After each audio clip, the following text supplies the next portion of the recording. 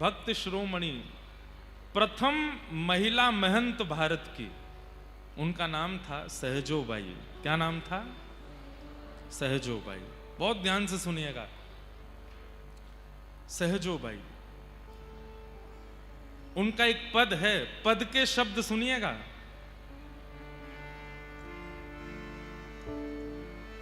गुरु ना बिसारूं, गुरु ना बिसारूं, मैं राम तज डारूं, गुरु ना बिसारूं, मैं राम तज डारूं। ये बोलने की सामर्थ्य किसी में नहीं है इस समय संसार में। क्या कह रही है सहजोबाई? मैं परमात्मा को छोड़ सकती हूं लेकिन अपने गुरु को नहीं छोड़ सकती। उनके गुरु जी उनके खुद के ही परिवार के बड़े भैया थे, उनका नाम था श्री श्यामचरण दास जी महाराज। ध्यान से सुनिएगा, गुरु निष्ठा कैसी होती है और गुरु कृपा कैसी होती है। सहजोबाई अपने विवाह के मंडप में बैठी थी। अपने पारिवारिक एक बड़े भैया थे, उनको उनकी रहनी से उन्होंने उनको अपना गुरु मान लिया। उनके विचार, उनकी रहनी, उनकी बातों से उनको अपना गुरु मान लिया। जब वो विवाह मंडप में बैठी तो सारा परिवार इकट्ठा हो गया। फेरे का समय आया तो उठी नहीं। पिता ने कहा, बेटी फेरे लेने हैं, तुम उठ क्यों नहीं रही हो? तो सहजोबाई कहती हैं, हमारी गुरुदेव नहीं आए, श्यामचरण दास जी नहीं आए। परिवार के लोग बोले, वो तो घर परिवार छोड़ चुके हैं, विरक्त हो चुके हैं, महात्मा हो चुके हैं, वो विवाह में कैसे आएंगे? सहजोबाई बोली, मैं विवाह तभी करूंगी जब मेरे गुरुदेव आके आशीर्वाद देंगे। पूरा परिवार दौड़ा दौड़ा गया, बीच में ब्याह रुका है। सबने जाके प्रार्थना की कि सहजो फेरे नहीं ले रही है, वो कह रही है आप जब आओगे आपको देख करके विवाह करेंगी। श्यामचरण दास जी महाराज ने मन बनाया और विवाह में ना जाने वाले महापुरुष आए।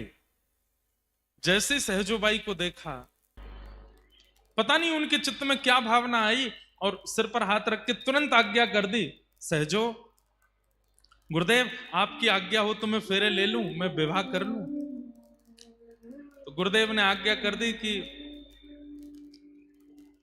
मत करो, ये विवाह तुम्हारे लिए उचित नहीं है। तुम्हारे अंदर जो निष्ठा है, जो भावना है, जो प्रेम है संतों के प्रति, भगवत प्रति, गुरु के प्रति, उससे तुम्हारा गृहस्थ में प्रवेश करना उचित नहीं होगा, अन्याय होगा,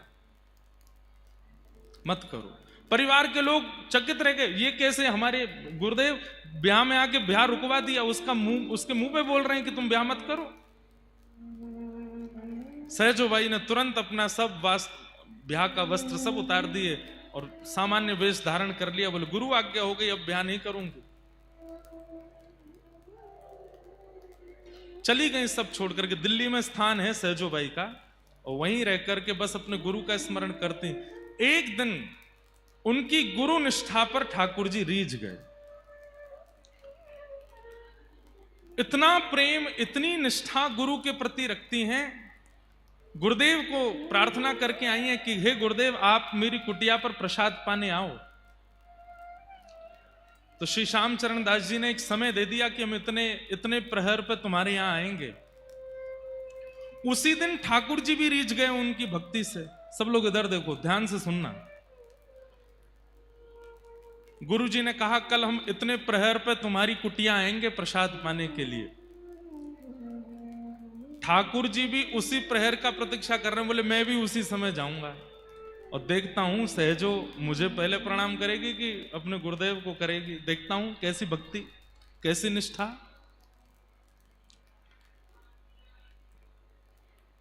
सहजोबाई अपने हाथ में पूजा का थाल लेकर के द्वार पर खड़ी हैं और तभी सामने मार्ग में दिखाई देते हैं श्यामचरण दास गुरुदेव। गुरुदेव को देखते ही नेत्रों से अश्रुपात होने लगे, रोम रोम कंपित होने लगा, मेरे सदगुरुदेव भगवान पधार रहे हैं। लेकिन तभी क्या देखती हैं कि गुरुदेव के ठीक बगल में मोर मुकुट धारण किए, पीतांबरी पहने हुए, अपने हाथ में अधर पर वंशी धारण किए हुए, ललित गति विलास बल गुहास, प्रणय निरीक्षण कल्पितो रुमान, ललित गति से चलते हुए त्रिभंग ललित श्याम सुंदर भी चलते आ रहे हैं।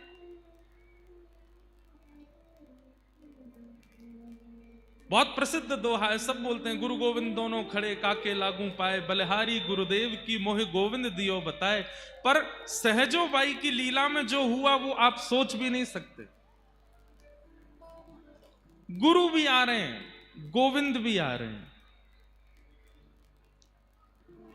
और सहजो बाई के हाथ में एक थाली लगी है। मैंने जब ये कथा पहली बार पढ़ी तो मैं यहीं रुक गया और मन में विचार करने लगा कि अगर सहजो बाई की जगह मैं होता तो मैं क्या करता। अगर मेरे गुरु आ रहे होते और मेरे सामने मेरे ठाकुर भी आ रहे होते तो मैं क्या करता, या आप क्या करते। तो मैंने अपने आप से पूछा कि अगर सहजो बाई की जगह मैं होता, द्वार पे गुरु गोविंद दोनों आ जाते तो मैं क्या करता। तो मेरे मन में जो उत्तर आया आप सब उससे सहमत हो गए। उत्तर यह था कि मैं गुरुदेव से कहता, हे गुरुदेव, आज कुटिया पर ठाकुर जी आए हैं, मैं अकेला प्रणाम नहीं करूंगा, आप मेरे साथ आ जाओ, दोनों एक साथ ठाकुर जी को वंदन करेंगे। या थाल आप ले लीजिए, मैं देख के दर्शन करूंगा, आप प्रणाम करो, आप वंदन करो, आप आरती उतारो। हमारी बात पे तो आपने ताली बजा दी, लेकिन सहजो बाई की सुनो। सहजो बाई ने क्या किया। हम होते तो क्या करते, गुरुदेव को पहले बुलाते और गुरुदेव आप भी साथ आ जाइए, ठाकुर जी का एक साथ पूजन करेंगे। लेकिन सहजो बाई ने जब देखा कि ठाकुर भी आ रहे हैं और गोविंद भी आ रहे हैं, तो बस कुछ कदम दूर रह गए। इतने में सहजो बाई थाल रख के दौड़ करके गई। पहली बार ठाकुर जी को देखा है और ठाकुर जी का हाथ पकड़ के खींच के अपने पास लाई और थाल हाथ में पकड़ा के बोली, आपसे मिलाने वाले गुरुदेव आ रहे हैं, पूजा कीजिए इनकी, स्वागत कीजिए इनका, मेरे गुरुदेव आ रहे हैं। ठाकुर जी सहजो बाई की ओर देखने लगे, बोले, सहजो, मैं ईश्वर हूं, मैं परमात्मा हूं, मेरी कृपा से तुझे जन्म मिला, मेरी कृपा से तुझे दृष्टि मिली, मेरी कृपा से तुझे हाथ मिले, मेरी कृपा से पैर मिला, मेरी कृपा से वाणी मिली, मेरी कृपा से तेरा अस्तित्व है। और मैं तेरे द्वार पर आया, तू तब भी तेरे प्रकार ही जन्म लेने वाले, एक सामान्य मां के गर्भ से जन्म लेने वाली गुरु की पूजा मुझसे करा रही है। सहजो बाई कहती हैं, हे नाथ, आंख आपने दी, पर इन आंखों से देखना किसको चाहिए ये तो गुरु ने बताया। हाथ आपने दिए, पर इन हाथों से सेवा किसकी करें ये तो गुरु ने सिखाया। शरीर आपने दिया, पर इस शरीर से अगर गुरु नहीं मिले होते, शरीर आपने दिया तो इस शरीर से हमारी गति तो अधम ही होती, हम तो नरक में ही जा रहे होते। पर हमें वैकुंठ का मार्ग दिखाने वाले तो गुरु हैं। आपने पंच इंद्रियां दी, आपने सब कुछ दिया, पर इन सब कुछ का सदुपयोग सिखाने वाले तो गुरु है ना। अब ज्यादा बात नहीं बनाओ, चलो गुरुदेव की पूजा करो। ठाकुर जी के नेत्र सजल हो गए और पहली बार इतिहास में ऐसा हुआ, शिष्य बगल में खड़ा है, गुरुदेव सामने खड़े और ठाकुर जी दोनों की आरती उतार रहे हैं, सहजो बाई। और तब सहजो बाई ने एक पद गाया। वो पद कल से ही, जब से मैंने दद्दा जी का रूप देखा है और जब से इनके समस्त शिष्य परिकर को मैं देख रहा हूं, तब से ये पद मेरे मन में आ रहा है बार बार। सहजो बाई गाती हैं अपने गुरुदेव के लिए। और एक अभी आगे तो बहुत लीला हुई, अंदर घर में गए तो फिर वहां होड़ लगी, एक आसन लगा, ठाकुर जी बोले मैं बैठूंगा। सहजो बाई बोली, एक बात कहूं? ठाकुर जी बोले हाँ बोलो। आपको बुलाया था क्या मैंने? आप बिना निमंत्रण के आए हो। आसन तो निमंत्रित व्यक्ति के लिए लगाया गया है, तो गुरु जी बैठेंगे, गुरुदेव को बैठा दिया। और तब सहज